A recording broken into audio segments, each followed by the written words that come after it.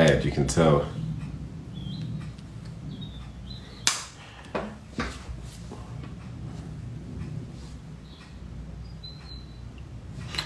Hello, hello. I actually just threw my AirPods in last minute, so I'm just double checking everybody can hear me. Are we good? Are we live? Let me know. Let me get some thumbs up if you can hear me. Hello, welcome everybody. Thank you for taking the time for joining us today. Today we have another exciting episode of Ask Someone Else. Every week we have a guest on that will speak to us about their property journey. This week I'm very excited about our guest that we have on. We have Ayesha from, an individual which comes from a corporate background, is now doing some amazing things in property. She was one of the Women of the Future award winners and also Management Today's 35 under 35. So she's going to be joining us today talking about her background in the corporate space, how that transitioned to property. And we're going to get to basically ask her a load of great questions to hopefully add to all of our collective property knowledge. Hello everybody, CEO Cast in the building. Good to hear you. Good to see that you're in here. If you haven't logged in, I've done an interview with him this week. That's going live today, I believe, right now. So if you're not subscribed already, go and subscribe to his YouTube channel and check that out. I think it was a really interesting conversation, really nice guy. So definitely recommend checking that out. Hello from Italy. I saw someone say that. It'll be interesting to know where people are from. I know we've got a very big London core following and the rest of the UK, but it'll be interesting to know where people are actually logging in from whilst we await our guest. Feel free as well, if you've got any questions, to use the comment box to put them up, and we'll make sure we answer them throughout the course of the conversation.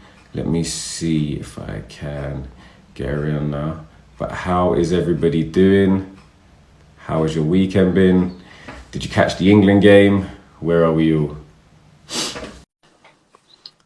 In the meantime, whilst we wait, I guess I'll give you some updates of what I've been up to. So I've been a little bit quiet, enjoying like a birthday week, just reorganizing, restructuring. Like to sometimes take a little bit of time out from the YouTube and the social media just to make sure that I'm focusing on the business as well and making sure that we can keep this pipeline and these deals flowing. So that's what I've been working on. I apologize for the voice a little bit as well. The hay fever has got me in a very, very vicious headlock despite the Claritin and the nasal spray. So yeah, we'll get some of these questions in. So I've been working on trying to tie up an option agreement for a basement property to try and get consent to build an additional flat under an existing freehold I already own, as well as completing the 2 flats on the lane. I'm going to pop in and do a site visit this week with an update over there. I'm trying to think, yeah, we've got quite far actually at the moment with that one. The flat number 2 is probably 90% done. It's looking good. We went for the 2 ensuite bedrooms, so like 2 masters of a guest toilet. So it'll be a good property that could potentially be bought by friends or could be bought by siblings, particularly with the property prices as they are in London, maybe making that property for the first, home more accessible. So that was the kind of idea behind that.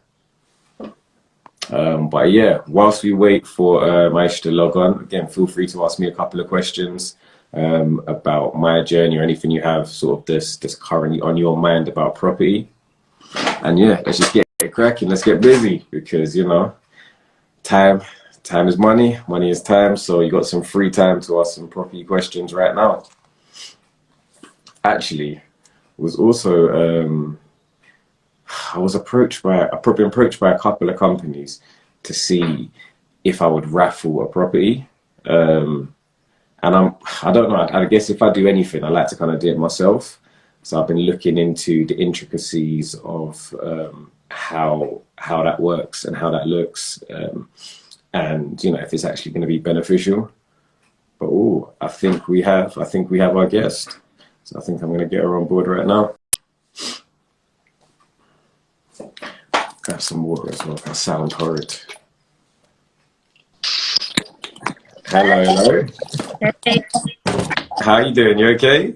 I am good. I gotta apologize. So I was at a barbecue and then I suddenly realized the time and I was like, guys, I gotta get home.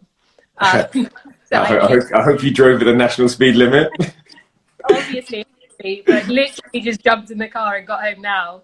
And Yeah. then I couldn't remember if we were doing this like by Zoom or Instagram. And I'm not the best with Instagram, but I'm actually pretty impressed that I've managed to figure this out. So Yeah, I mean, yeah, I took ages to figure it out. I've missed a couple where I couldn't work out. I'm rubbish with technology. If it was Zoom, I probably would still be trying to find the link. So you're just as good as me. So I was introducing you briefly whilst you were logging on, but I think it would be good to hear from you sort of what your sort of career background is and what you now do in property and where you're sort of hoping to take it and what your journey's been like. yeah, so I guess mine is pretty uncommon. So I actually started off when I started working in banking. So finished my degree, studied science actually, so studied physics, Mhm. and wanted to like keep studying. And then my mum was sort of like, stop racking up, get a job. Um, and so literally I was like, okay, I need a job that pays money because I got lots of debt. So I went into banking, Mhm. joined a company called Morgan Stanley. So I was working in IBD, M&A. And that was before the financial crisis. So that was like pre 2008 when things were still pretty good. Okay. We worked really hard, but we had a lot of fun and partied hard as well. So it's actually really good times. Mhm. Then financial crisis happened, like life changed overnight, and I was sort of like, yeah, this is just not the place to be. Because we kind of like turning up for work every day and nothing was happening. So I wasn't really sure what I wanted to do with myself. So I said, let me just take some time out, go back to study. Mhm. So I went to do an MBA. So I went to London Business School, did their 2-year MBA program, which was literally the best time of my life. I kind of felt like I didn't do undergrad right. I was one of these people that was a little bit geeky, probably studied a bit too much. Mhm. So when I went to do my MBA, I was like, okay, I'm going to do it right this time. You So embraced it. yeah, had a really good time. It was kind of Good. like going back to undergrad, but being a bit older and having more money, so you can do more things. So did that for 2 years. That was kind of the point where I realized that I wanted to at some point work for myself. Up until that point, I'd always sort of thought like, success means to work for somebody else, but to like work your way up in a bank or whatever career you're in. And I hadn't really considered anything outside of that until I got to the MBA. But it was really there that it kind of like opened up my mindset to just the possibilities that are out there. And like, you actually can start businesses for yourself. You can make money in other ways. Like, I kind of feel that, you go to school is drummed into us, study, study, study, learn, learn, learn, go to uni, get a job. But actually, like, the world is changing and there's so many different things that you can do out there. And that was the first sort of point where I thought, well, maybe that sort of traditional path isn't necessarily the right one for me, or maybe it's not the only one. But I still didn't know what I wanted to do. There wasn't anything that I was particularly passionate about. So I went back into banking, but I went to do something slightly different. So I joined Goldman Sachs Mhm. as an ultra high net wealth advisor. So essentially, what I was doing was finding clients and managing the money of literally the wealthiest people in the country. And we focused on ultra high net worth individuals. So that's people who have at least sort of 50 million plus. Mhm. So when I say like wealthy, I mean literally the wealthiest people you can think of, the ones who have private jets and islands and all these kinds of things. And you'd be surprised. There are lots of them that you actually don't know are wealthy. You'd walk past them on the street and you'd have no idea. How I did, think as a quick question, how did dealing with or the exposure to such individuals, how did that affect like your mindset and motivation? Was it because sometimes I think when something is like so, stratospheric, it can almost, some people can find it demotivating because it's like, how would I ever get there? Or some people it can be the driver. What was that like for you? yeah. So no one's ever asked that question actually, and I say it's a bit of both. Hmm. So initially, when I joined, I was just like, "Whoa, oh my gosh!" Like there is a whole different world out here. It's a whole new Yeah, world. like I thought I knew like the world that I lived in, but there's a whole different world that I had no idea that existed, that I would never have come across. Um, and that's really fascinating because it's literally just like a different world. Um, And so to start to get exposure to that, to meet different people in that world, to see how they lived, it's like, damn, like, you know, there are levels and there are levels. Yeah. So it was inspiring because I think for me, it kind of showed me what is achievable. And the interesting thing is, a lot of my clients, the ones that I manage personally, were what I call new money. So they weren't born into wealth. They were people Yeah. who most of the time started businesses, probably tech businesses or something, and built their own wealth. So I could actually relate to that because, yeah, before they made their money, they were just ordinary. Like one of my favorite clients, she, you know, used to be on benefits, just completely different life, but managed to build a really successful business. So I could connect to her and relate to her because of who she used to be, but equally, Where she came from. You'd seen or yeah, you knew of the journey as opposed to exactly. just the money. Exactly. And the interesting thing about wealth management, I think, is for a lot of people in the industry, you end up working with clients that you have some kind of connection with.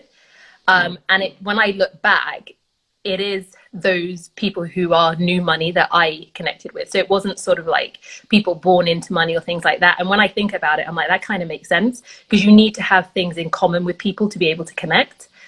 But one thing that it really did push me towards was the entrepreneurship. What I realized was all of these people built their wealth themselves. They didn't get handouts. They didn't, you know, yes, a lot of luck comes into it, but they built their businesses. And it was sort of like, there were quite a few different moments where I kind of realized that, like, hold on a second. I'm sitting here at my desk, busting my ass every single day. Yes, I earn good money, but I'm never going to earn anywhere near the type of money that, you know, my clients have. And then I realized that the ceiling of where I was actually capped. And then I thought, actually, you know, the world is so big. There are so many other things I could do. Like, so it just kind of left that door open for me. And I started investing in property when I was working at Goldman, but as a hobby. Or more, Okay. yeah, kind of like a hobby. Because I think, yeah, one thing you touched on there that I think sometimes when we have these conversations and to kind of always kind of tie it back into property, and the most common question is how do people get started? And there's a really common thing that people say, which is, you know, build your network, and, you know, your network is your net worth. However, I think the thing that you mentioned that's good is that although you were, you know, networking effectively with these really high net worth individuals, it wasn't necessarily, okay, let me attach myself to the money. It was like, let me hear about the journey of how you got there, because no one's just going to drag you along and be like, oh yeah, I made it, you can come with me. But hearing like the possibilities and the potential of how to build wealth, and whether, you know, at what level of wealth that is, you know, whether that's going from earning 20,000 a year to 100,000, or, you know, going from something to generational wealth. I think it's the how rather than the who that's often a lot more important. 100%. 100%. It's absolutely the how. And I'd say more important, going a bit deeper into the how, is just about the strategy, the execution, and how you do it. One thing that I've realized is, to some extent, it's about the person, but that's not the most important thing. The idea doesn't really matter. I've seen people with terrible ideas do really well. Yeah.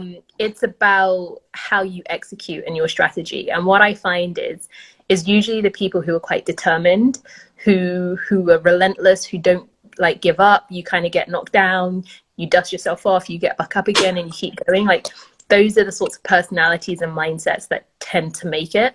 And I see that generally like across the board. Something else that I realized is that nobody has life easy, even wealthy people with lots of money. Everyone has issues.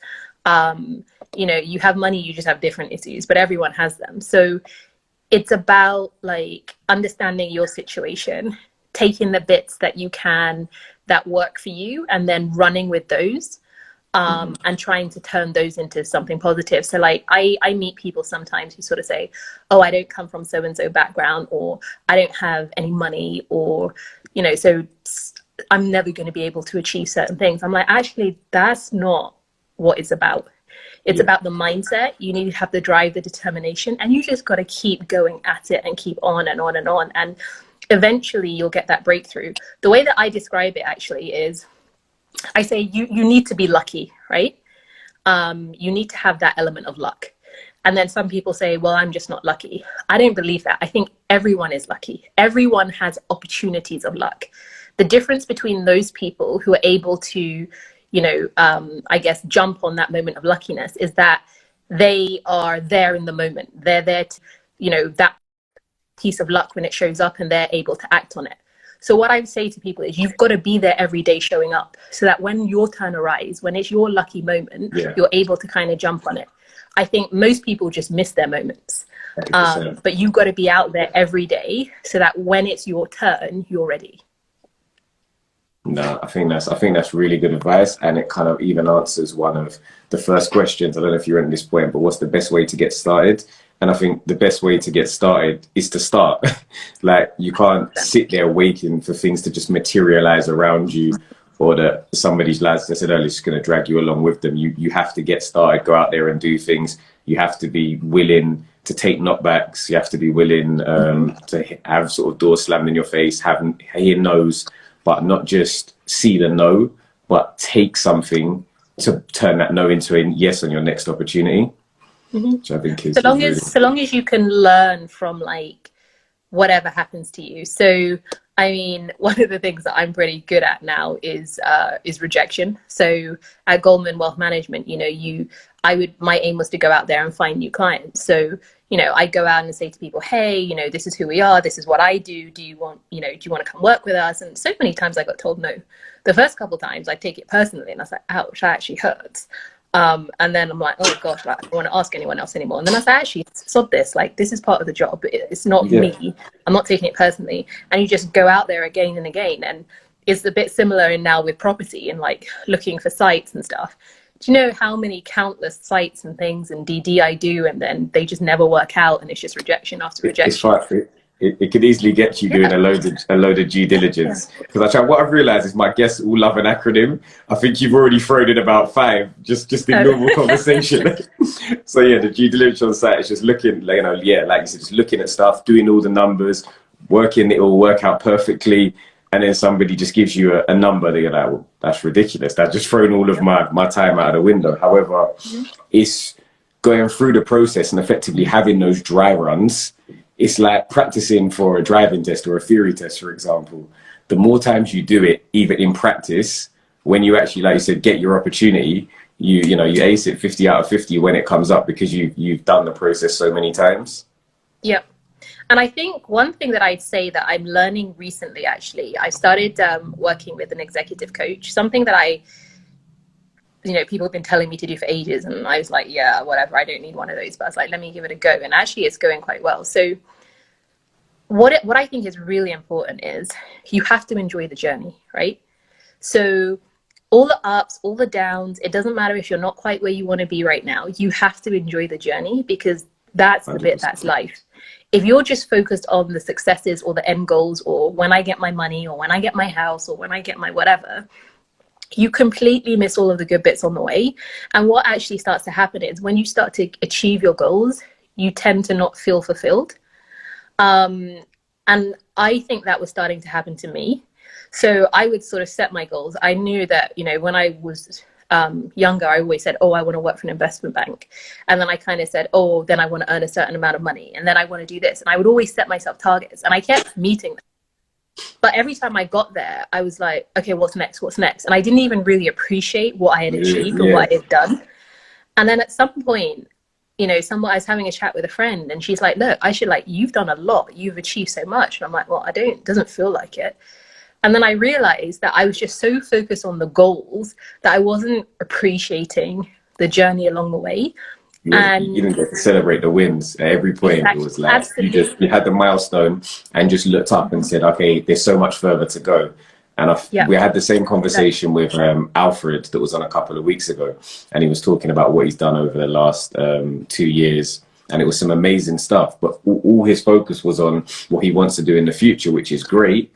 But I think, I saw a tweet saying, that because of the way we are at the moment, everybody's so goal driven, and your successes are so out there, and almost the accountability is very good in some ways because it creates drive, but in the other ways we could end up being like almost the most depressed generation, because all everybody's Absolutely. ever thinking about is where they're trying Yep. to get to, rather than sort of Yep. smelling the And roses. comparing themselves to everybody else, and I'm not getting there fast enough, or look at my life compared to this. And as I said, it's only like in the last couple of months that I'm actually actively working on it and trying to sort of change how I think about some things, just because I realize that there are other things that are also equally as important. Don't get me wrong, I am a very driven person. Like I always have been and I always will be. And yeah, I still have that sort of like target in my head of like how wealthy I want to be, and I'm still working towards reaching that.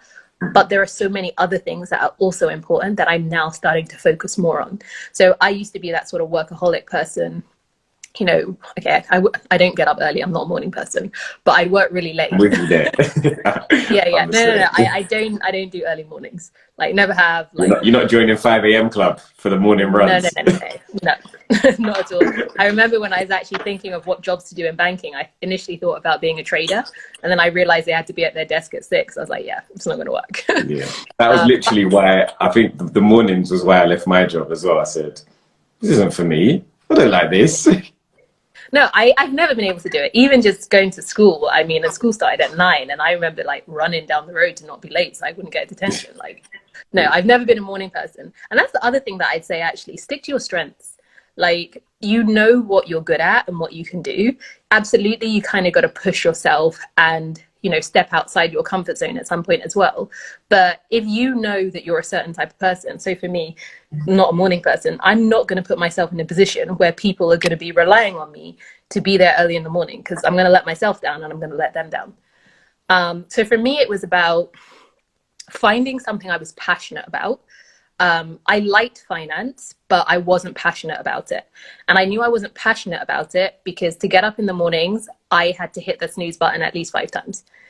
Whereas now, since I left Goldman and I've been working on property, I wake up every morning and I'm like, okay, what are we doing today? Like, Yeah, okay, and I've got my that's good. diary and I'm like, okay, I've got this meeting, that meeting. Like, I love it.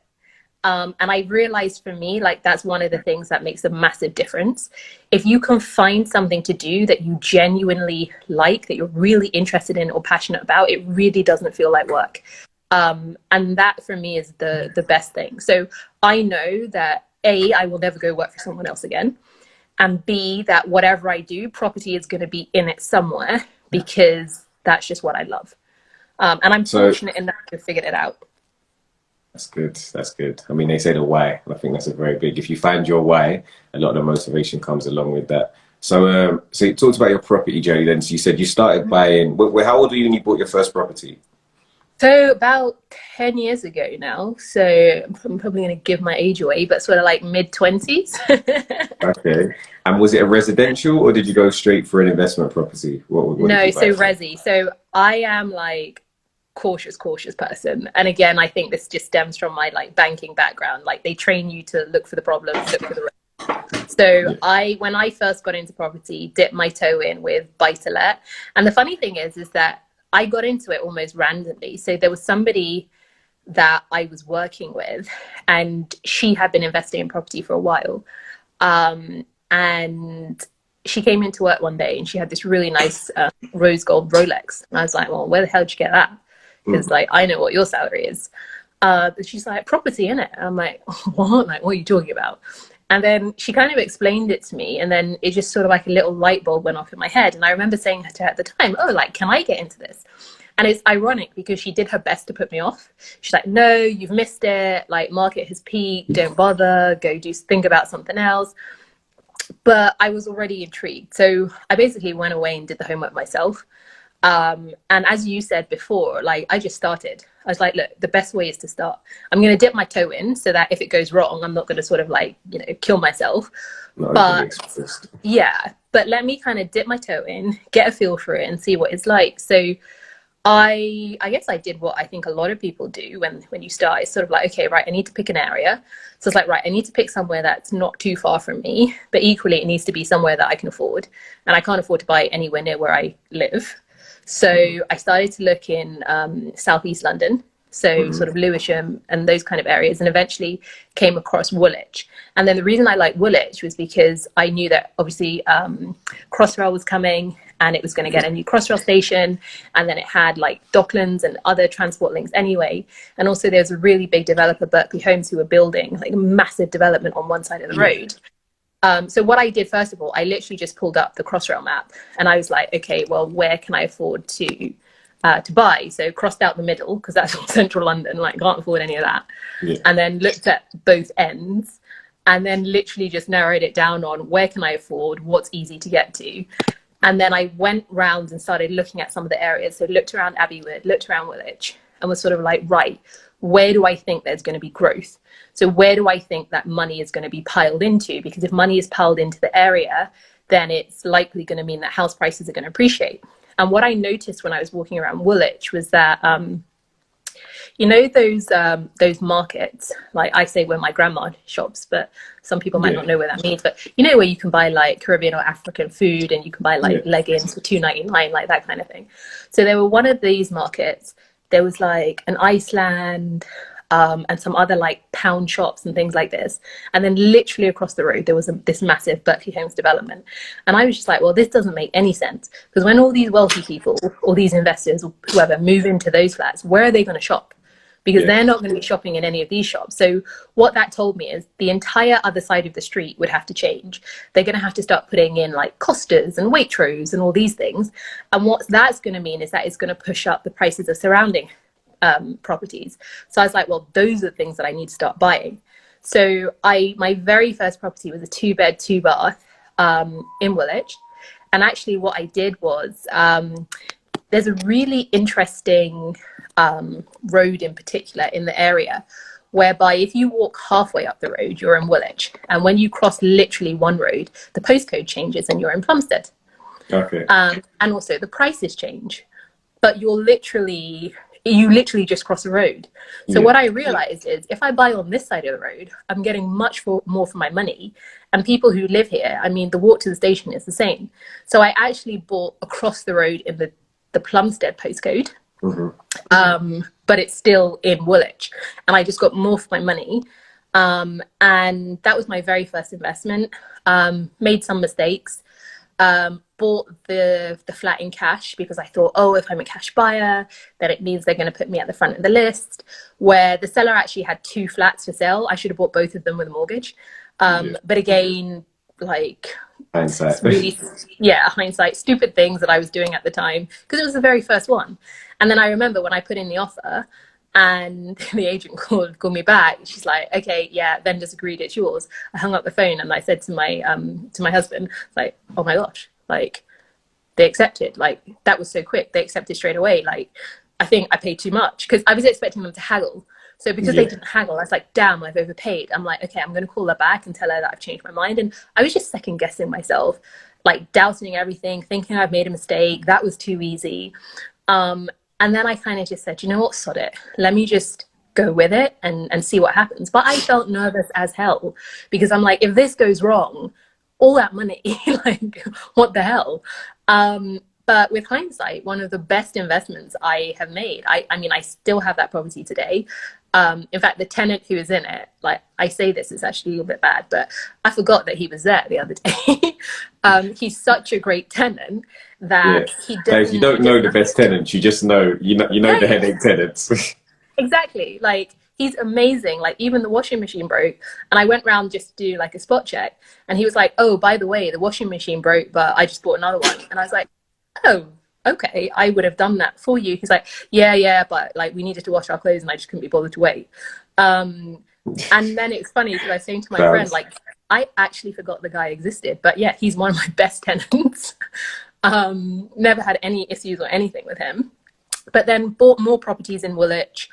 And yeah, that was the beginning of my property journey. Somebody asked, if you don't mind sharing, how much was the purchase price of that property? Do you remember? Yeah, that was, I think it was around like 215. Okay. No, maybe, no, actually, no, it was a bit less. Maybe it's like low 200,000 because the next one I bought was around 215 because I ended up buying several of them in that block. Yeah. And I think that's interesting because it's something we've spoken about in the past.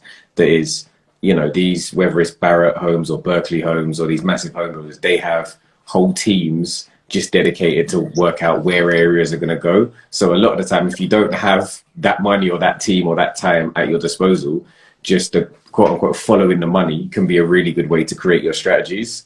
100%. I do two things. I follow transport links. Sorry, my camera's moving around a bit. I follow transport links, infrastructure, and I follow the money. If there is a big company or a local government or somebody pumping money into an area, they're pumping it in for a reason. Yeah, yeah, exactly that. Because there's, that these big companies that, have been making money year on year for the last couple of decades. There's a reason why they have the strategies they do. And also, even if, some people look at it that, there's going to be oversupply. But when you've got like a Berkeley Homes that's building 2,000 units, but their prices are starting at 450,000, it's naturally, like you said, going to increase the value of the properties around it because yours now looks way more desirable. Yeah, exactly. Sorry, give me 1 second. No problem. No problem. But yeah, just to reset. So we got Ayesha today talking about her journey in property. So thus far, Sorry. just resetting quickly. It's all right. So just saying, thus far you've sort of spoken us through your journey in the corporate world when you first started buying property. So have you stuck with that area predominantly?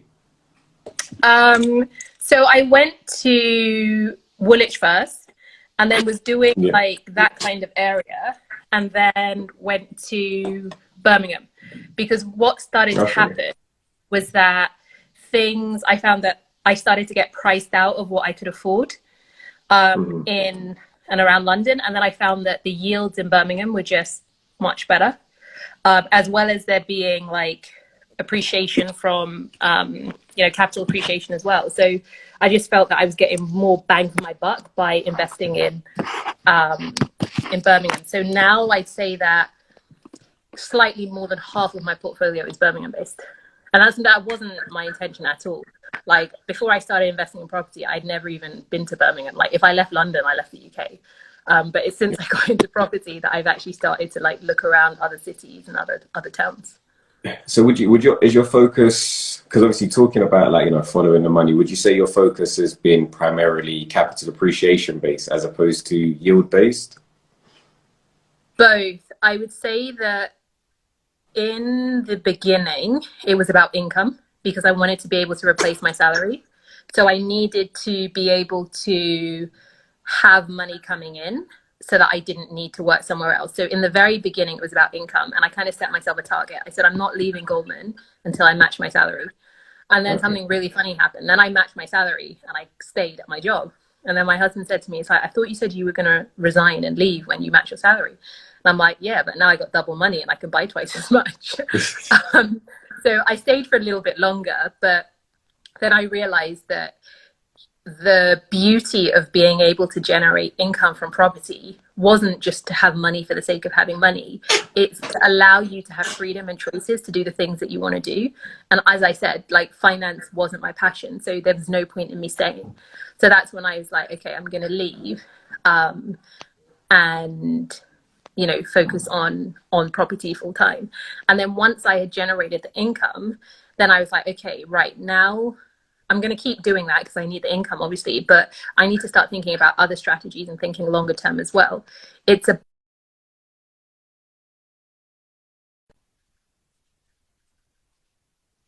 have capital that I can leave for my children. I need to start thinking about like pensions. That's something that people generally don't tend to really think about. I have no idea. Like I knew I had a corporate pension. I don't know how much it's in it. I don't know where it's going to be. All I know is that when I get to retirement age, the government is not going to help me. So if I don't have money to help myself, then I'm going to be a bit screwed. So I started to think about all these things and realized that yes, the income was important for the now, but the capital appreciation is important for the future. And I needed to make sure that my portfolio is split and diversified enough so that I have both of those. So now what I do is all of the properties, in fact, this week, we've sold one property that was in our portfolio. Up until that point, we have never ever sold a property that we bought. Usually everything we buy, we keep. The only reason we sold that is because the market is crazy right now and we got an offer that was too good to refuse. Otherwise I don't sell. Um, and those assets that we have are generating income, but also they're going up in value over time. And then what I do when I'm focusing more on the sort of capital appreciation products is I focus on like development. Because for me, I sort of see like renting properties, HMOs, that kind of thing, that gives me my income. If I'm trying to like build a cash lump sum at some point in the future, then that tends to come from development opportunities. So I will either look to do, initially when I started, I wanted to get into development and sort of do that myself. When I left Goldman, I thought that's actually what I wanted to do. I You want know to be a what? property developer. Before we get onto your development or Yeah. what you've done in development, I think one thing that you touched on, just in regards to being able to hold everything, and the reason you were able to hold all of those properties and build that income was because you had the 9 to 5, or whatever it 100%. was at Goldman. I'm sure it wasn't a 9 to 5 at Goldman. I'm more like 8 to Um, 8. Exactly. However, the 9 to 5 or the 8 to 8, but a job is what allowed you to do that. Like, so myself, I didn't have that, which meant that a lot of the properties I first bought that I wish I still owned, I had to sell to be able to, increase that working capital pot to be able to go and do bigger and better projects and developments, etc. And I think for a lot of people that are currently in a 9 to 5, and again, you spoke about the kind of whole Instagram or social media culture, there's a lot of sort of negative stigmas that are attached to having a job, but there are so many things that if leveraged correctly, it can allow you to do. So the fact that you had your 9 to 5 that was bringing in a certain amount of money, you were then able to match that through, investments or, some sort of personal venture outside that is what allowed you to actually hold and build a long-term portfolio. So I think for those 100%. that, are in a 9 to 5 and maybe don't love it at the moment, not to say don't do something you don't love, but that it's not always very short term. Like, look at your longer term goals, what you're trying to achieve, and how you can potentially leverage what you're currently doing to achieve what you want in the future. So I think that's a really important point that we don't touch on enough. 100%. And I'll echo that, right? Like, you got to do what works for you. Okay. So some people will be able to hold down a job and make it work for them, as long as it needs to. I'd say for those people, you do have to get it right, though. Don't just be in your job for the sake of being in your job and every day, like, just getting up and working, but you hate it. It's not really taking you anywhere, but you don't have a plan. Like, I know a few people like that, and it's not nice. You got to try, you have to have an end goal, right? Otherwise, what's the point? Then you're in the rat race and you're trapped and you can't get out. So you've got to try and figure out, what is your strategy? How is this job taking me to where I want to be? Is it that, okay, it's going to allow me to start saving up some money, so I need to do something? Then make sure every month you are saving that money and you're not spending it on whatever. Like, you have to make sure you have a plan and stick to it. For those people who don't have a job or don't want to, you can still get into property and make it work for you. You can source deals, sell them on, or you can, find investors, do a property, sell that, and then use that money to do the next one. It's a bit of a longer process versus if you have money straight away. But that's the whole beauty of property. You find what works for you. So it wasn't as if I kind of said, right, let me go into banking first and then go into property later. I happened across property, but it was absolutely the banking salary and money that I'd managed to save up that gave me the springboard to get going. And also I combined it with my husband's money as well. So it wasn't just my own. So it was both of us pulled the cash that we had together. Initially my husband was actually a bit skeptical about the whole property thing, but when he looked at it properly and he saw it, like, we were both in, and we've been fully in, like, since day one. So when did have you done developments? I'm not actually sure about that part. Yeah. So our journey was buy-to-lets. Then they were working well, and then I was like, all right, how can I maximize this? I want more. And then I'm like, just going and buying I'm almost about to swear, going and buying a ton load more buy-to-lets. I'm like, well, that's not useful. And then I was like, oh, HMOs are good because I still buy, one property, but I can maximize it more because I'm putting more people in there. So then I moved into HMOs, and then they were going well. And then I said again, all right, I want more. What can I do? And then I started to look at developments. And I got into developments by doing some JVs with different people. Yeah, those are a story for another time. I was just about to go Interesting. ask Yeah. how your first development, or what was your first development deal like?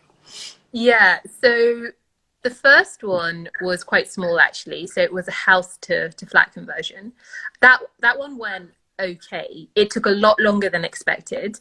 So in terms of like the returns, the actual absolute returns were decent, but the length of time. So if I factor in the time frame, then it wasn't such a great thing because the issue we had is in the property we only had a share of the freehold, so we had to get the people downstairs to agree.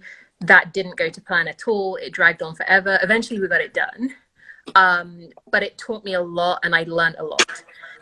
So The what was that next, exactly? It was a what yeah. to what? So we purchased it was a house. So there Hmm. was a couple on the ground floor who had the ground floor flat. We purchased the top with the loft, and then we converted the loft into another flat and renovated the one Okay. that we bought as well.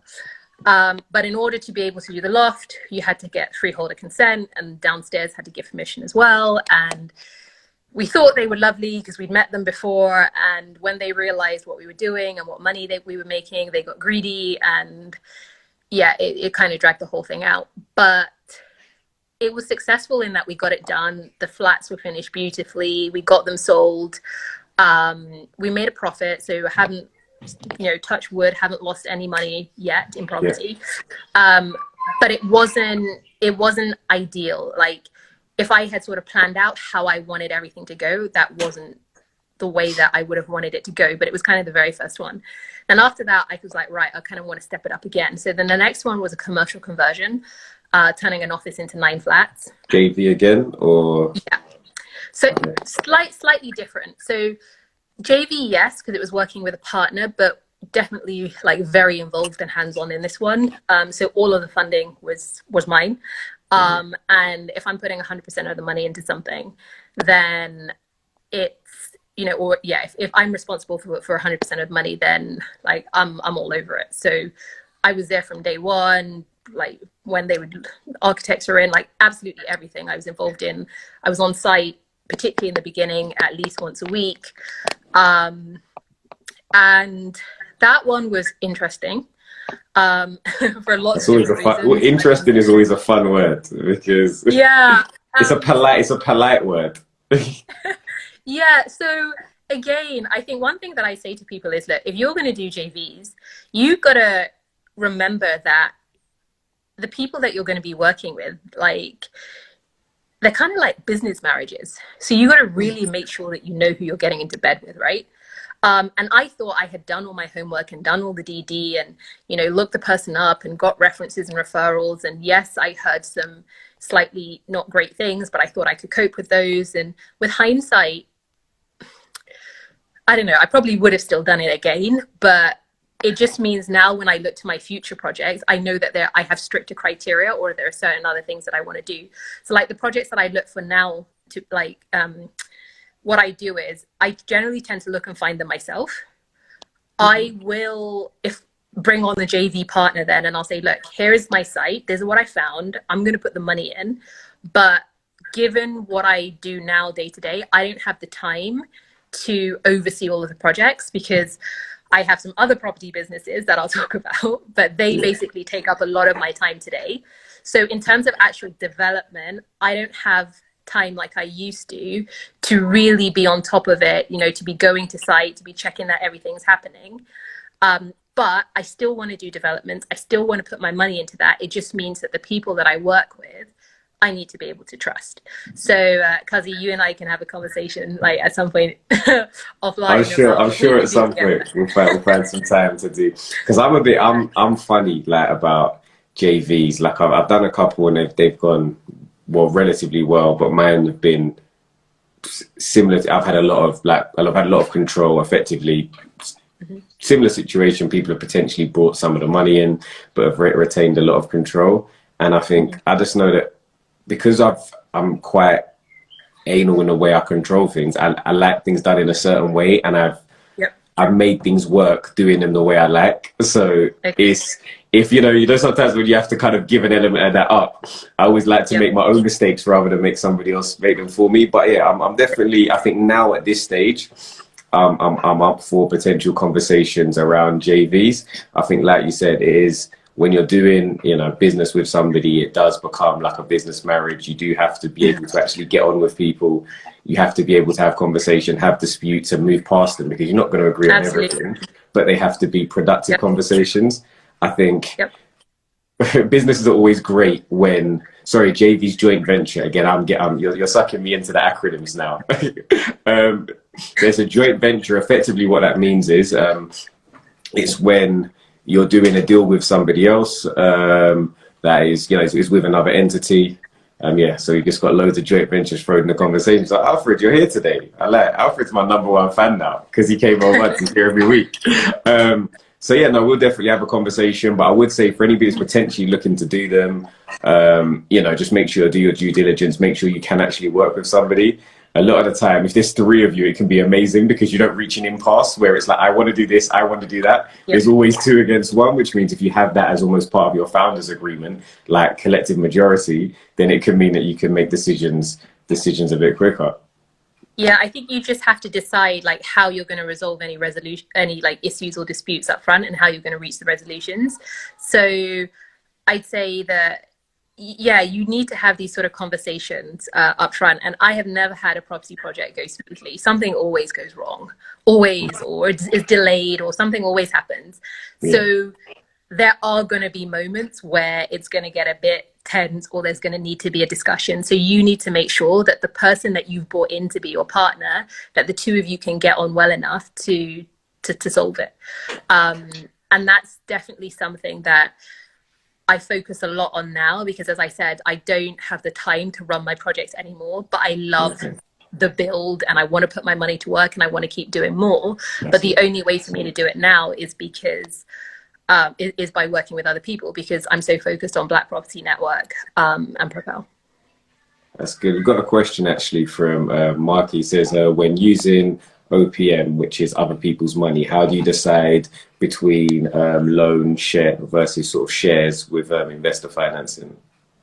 Yeah, so most of the time I will try to use my own money, and that's just because I had it. But then when I run out of my own money, the way that I work with using other people's money is I do it as equity, because it's more expensive than debt, in that you end up giving, or you offer people a higher return, but they also share in the downside. So let's say, for example, I'm taking money from people and I'm taking it as equity, and let's say I offer them a 20% per annum return, or expected. It's expected, so they don't know what they're going to get. That's what they're expecting at the end. If, for example, the project does even better, then they can get more. But if the project does worse, then they're going to get less. Whereas if I were to do it by a loan, the return that I offer people generally tends to be fixed. So if the project goes badly, you still have to find the money to pay those people back. So I personally prefer to do it as equity, because it just means that we share in the risk and reward together. I see that as kind of like a true partnership. But I know that a lot of people do it differently to me, and they do it through loans. And the reason that I'm able to do it through equity is because I co-own a property crowdfunding platform. So we have the FCA authorizations to be able to take money from lots of different people and put it together to be able to invest in certain deals. Now, I haven't actually done it in any deals of my own yet. The only money that we've raised in this way using the crowdfunding platform has been for other developers. So that's one of the things I do as well, helping to raise funding for other developers. But, you know, it's definitely an option of mine in the future to be able to use the same licensing to be able to put money together for any projects that I want to do. And usually what happens is, say I find a site, I'll put most of the money in myself, but maybe a couple of my friends will see what I'm doing and be like, oh, please let me in. And then if I let them put their money in as well, then we'd have to do it through the crowdfunding platform, because everybody be getting equity. And then that way we're classified as a collective investment scheme, and we have to be regulated. I think that's really interesting, and something I we've obviously been speaking about in general, but I think it's a really interesting space, just because, you know, the 2 things. Firstly, that obviously you chose your route of how you fund your deals based on what you have at the table. So if you have the finance, you have more of a choice to say this is the way I want to structure it. And just to touch on what you mentioned, to market, it's a case of looking at what your available resources are, because there's no sort of right or wrong answer for that question. It depends what you want to do, what your attitude towards risk is, what the numbers are in the deal, if it's straightforward, if there's planning gain, because if you're offering somebody a fixed return on a yearly basis and your deal takes twice as long, you're going to really, your finance costs are going to shoot up versus, potentially if it was equity. So I think it's just a case of looking at what's best for you. And then we've had some Well, what happens if you take money for a planning gain deal and then you don't get planning? What do you do? Exactly. So, you need to look at what, in any instance, what your risks are, and that's why I tend to like, stuff that has, when I'm looking at sites, I like stuff that, has at least an option, a plan B, if not plan C as well. So, you've got, okay, worst case, we don't get planning, we'll refurb and we might, break even. We could potentially get 4 units if it goes really well and they let us develop, the loft space or the basement space as well. We could end up with 4 to 7. So you have different steps. And at that point, an investor can decide, from equity, is it worth the risk as well? And then they're tied into the risk. So it just depends on what your attitude towards risk is, I guess. And also depends on the investors as well. Like there are some investors who like equity, some like debt, some want a mix of two because it gives them different risk profiles. So it really just depends on your risk tolerance and what suits you. Exactly that. I think as well, in regards to the crowdfunding thing, the good part about that is that I like, and one thing that I've kind of been championing is making property investment more accessible. Because there are, hopefully a lot of us here have achieved some amazing returns in the property space. However, one of the main barriers to entry is the capital requirement. So if, through like crowdfunding options, you have an option to buy percentages of a deal effectively, that would kind of allow for like the trade-in 212 model, where you can buy percentages of a share rather than having to buy a whole share. It makes it a lot more accessible, and a lot of people have the potential then to earn money from property at an earlier stage. So whether it's at your 9 to 5 and you're investing your disposable income in property, you can do it at sort of day 1 of your journey rather than year 5. And that kind of ties into what you were saying before at the beginning about people just dipping their toe in and starting. Sometimes people say, well, I don't have much money to dip my toe in and start. But, with crowdfunding, you can start with £100. So at Leo crowdfunding, that's our minimum for most of our projects is £100. And what I say to people is, start at whatever level you can afford. Get into the project, learn about it. You get access to all the documents, you get access to the developer, ask the questions, follow the webinars, like really get to understand it. Because A, then you'll be able to decide if it's for you. B, you'll be able to get more comfortable. So maybe next time you want to do something, invest a bit more. And then C, maybe at some point you actually say, do you know what, rather than just being the investor in these types of deals, I want to actually go out there and like do one of my own. It's a great way to get started. And for me now, it's just a great way to invest my money and get deals done because it's really easy.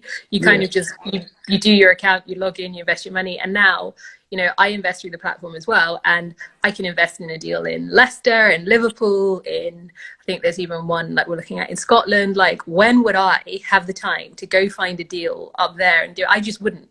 So because the platform kind of brings everything literally to my computer, I can do all the diligence and make all the decisions and then invest with as little or as much as I want. And it's still giving me that diversification that I need. So another thing that people often ask me is like, where do you invest? Like, where do I invest my money? I say 90% of my money is in property. I also love investing in startups. So that's something that I do quite actively as well. So I try to make between sort of 5 and 10 investments in startups each year. So my wealth is quite concentrated between those two things, but I diversify within them. So within property, I'm not just going to have all my money in buy-to-lets in London, for example. It's split between different regions. It's split across different strategies. As I said, I work with different partners, so I'm taking different developer risk. It's really important that you get that diversification. And, I take those kind of principles away from my banking days. Back then, I would advise my clients to diversify and they would invest across different asset classes. That is not right for me right now because I'm in what I call wealth creation mode.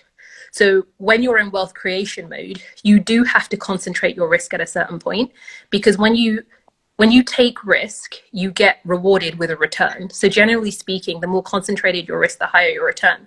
So because I'm trying to build wealth, I need to seek higher returns, but it means that I need to take concentrated risks that I'm comfortable with.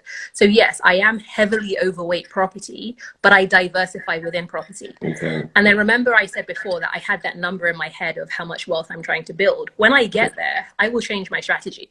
Then I will start investing in equities and diversifying and breaking up the bucket, because at that point, I'm trying to preserve my wealth. The issue that I found with like the whole like investment management finance sector is they kind of like, and this goes contrary to what most advisors will tell you, but it's generally what I believe. They push you and they tell you diversify and invest a little bit over here and invest a little bit over there and blah, blah, blah. But that doesn't get you wealthy. That doesn't build your money fast enough. That's a great way to beat inflation and to keep what you have, but it doesn't build it.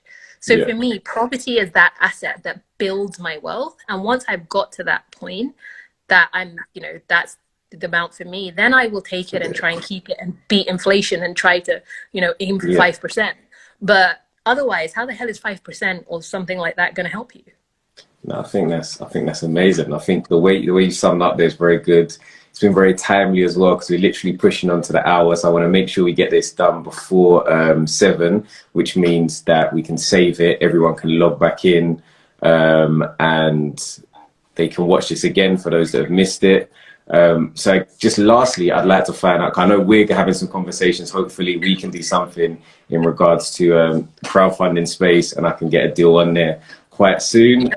But how can people find Leo Crowdfunding? Where are you guys? And is there anything else coming up that people can get involved in? You've got a minute. So, yeah, okay. I do a couple different things. So if you're interested in crowdfunding, it's Leo Crowdfunding. LEO stands for Learn, Earn, Own. So you can just go to the website, really easy to register. I also run Black Property Network. We help anyone from the Black community in the UK who wants to get going in property. So you can check us out there. That's just blackpropertynetwork.com. And then I also run something that's focused on women and getting them investing in property, again, through crowdfunding, and that's called Propel Network. So any of those 3, you can contact me. Hence why you see why I'm so busy, because I'm running those 3 things. I don't have time to be on site anymore, which is why I need awesome JV partners. But yeah, please do reach out if you have any other questions or if there's anything that you want to know. Yeah, no, this has been an amazing episode. Thank you for leaving your party to come and join us and talk us through your journey. You're very welcome. Much appreciated. Yes, this has been another episode of Ask Someone Else. You've been incredible. Thank you for coming on. If you're not already subscribed to my YouTube, go and check that out. We've got an episode of the Day in the Life coming out today. Also with CEO Cast, I've got an interview with them coming out. We'll have another episode each and every week. So Sunday, make sure you subscribe to myself. Make sure you're subscribed to Ayesha, because if you haven't been able to pick up the links to any of the things that you're interested in, you'll be able to log in there and get in touch with her directly. Network, she's got loads of great content on her page as well. So make sure you are following, and much appreciated everybody for logging in. Thank you very much. Thanks, everyone. Thanks for having me. All right, then enjoy the rest of your weekend, everyone. Take care. Come on, England. Bye. See you later. Bye.